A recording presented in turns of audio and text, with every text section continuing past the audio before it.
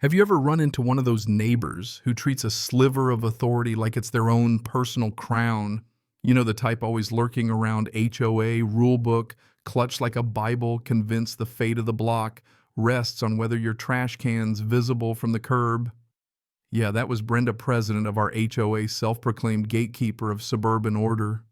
Maple Creek Estates was supposed to be quiet and easy, but thanks to her, it turned into a one-woman show of pettiness, at least until she tried her act on the wrong couple. Let me set the stage. My wife Sarah, who by day just so happens to oversee a portfolio of HOAs for the biggest property management firm in the state, and me, Alex, a software architect who'd rather spend my evenings debugging code than fending off a neighbor's drama. We'd moved in looking for peace, the kind of suburbia where your biggest worry is whether the pool's too crowded. We paid our dues, cut our grass, smiled at the block party, kept our heads down. But there's always someone who can't let sleeping dogs lie, right? Brenda made her move over something as ridiculous as a missed quarterly HOA meeting. Sarah was flat out sick after a brutal business trip. I sent a polite email to the board saying sorry we couldn't make it. Figured that was the end of it. Next night, doorbell rings like someone's trying to break it.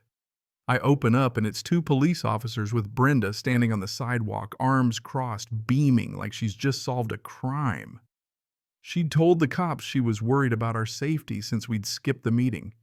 The officers were polite, even apologetic after Sarah, still half asleep and wrapped in blankets, greeted them with all the charm of someone running a fever. They warned Brenda not to misuse emergency services, but you could see in her eyes she wasn't embarrassed. She was just warming up. When you try to reason with a person like that, and they double down, you start to realize this isn't about rules, it's about control. Brenda wanted submission, not cooperation. We asked for an apology from the board. Instead, we got a certified violation, a $100 fine for skipping the meeting, plus $250 for community disrespect, which Brenda seemed to invent just for us.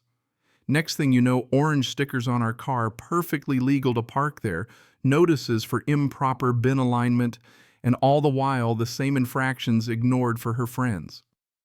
It was a circus, but suddenly I realized I deal with systems for a living, and Brenda's system had a lot of cracks.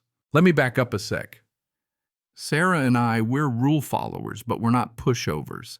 She cracked open the HOA contract between her company and our neighborhood, and I started digging through years of meeting minutes and financials. I even wrote some code to cross-reference fine spending and bylaw changes. If you're going to play by the book, you'd better make sure you're reading the right book, right? Here's where it gets good. Not only were the disrespect fines completely made-up bylaws required notice, and a homeowner vote which Brenda skipped, but I found evidence of big spending without any resident approval. 50 grand went to a landscaping contract pushed through by Brenda and her loyalists. When I followed, the money turns out the contractor was her brother-in-law. Administrative expenses included steakhouse dinners that lined up with her Facebook photos of date nights. Pool repairs paid out to a company with her last name happened while the pool was already closed. You couldn't script better villainy if you tried. And the real twist, Sarah found the nuclear option buried in the master management contract. As the regional VP, she could, with evidence of self-dealing or harassment, remove board members and trigger a full audit. No appeal, no vote, just corporate justice.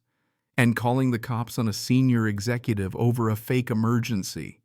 Yeah, that was more than enough grounds. But we didn't want to handle this quietly behind closed doors. Brenda loved the spotlight.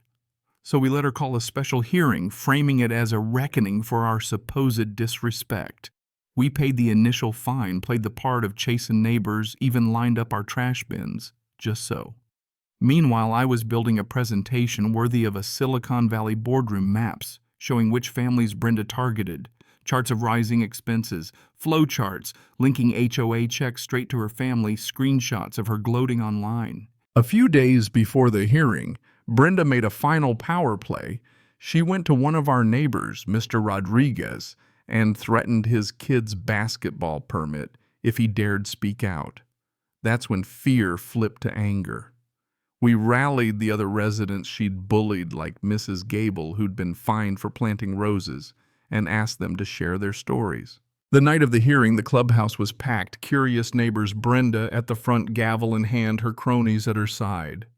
She launched into her monologue, casting us as public enemies of the HOA. Then she handed us the floor, expecting groveling. Instead, I fired up my projector, and suddenly her courtroom became an evidence wall. I walked everyone through the map of violations, the lopsided fines, the steakhouse receipts, the family contracts, the whole rotten structure. Brenda tried to bang her gavel, called me a liar, threatened lawsuits, but the crowd was already with us. Mr. Rodriguez stood and told everyone how Brenda tried to intimidate him. Murmurs turned to gasps, and Brenda's composure started to crack. That's when Sarah took the floor.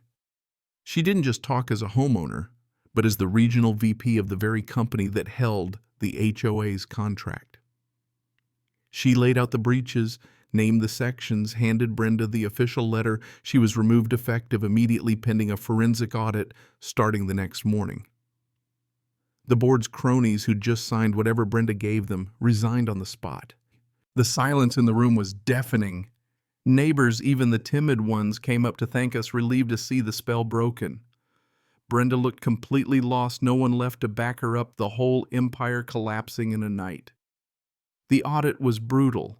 It uncovered even more personal shopping trips on the HOA card, deleted complaints, proxy vote rigging. She had to sell her house to pay back what she'd stolen. Her exit was as quiet as her reign was loud. No one waved goodbye. With a new board, one run by the same people Brenda had targeted, Maple Creek Estates finally felt like the peaceful place we'd wanted all along. The HOA went back to basics: mow the lawns, keep the pool clean, and let people live. People talked to each other again. The mood changed from fear to relief. Sitting on the porch, I looked at Sarah and said, Brenda thought she owned the rules, but the real rules owned her. She smiled that unshakable confidence back and said, bullies only win when no one reads the fine print. She was right. Her mistake was picking a fight with the people who knew the playbook better than she did.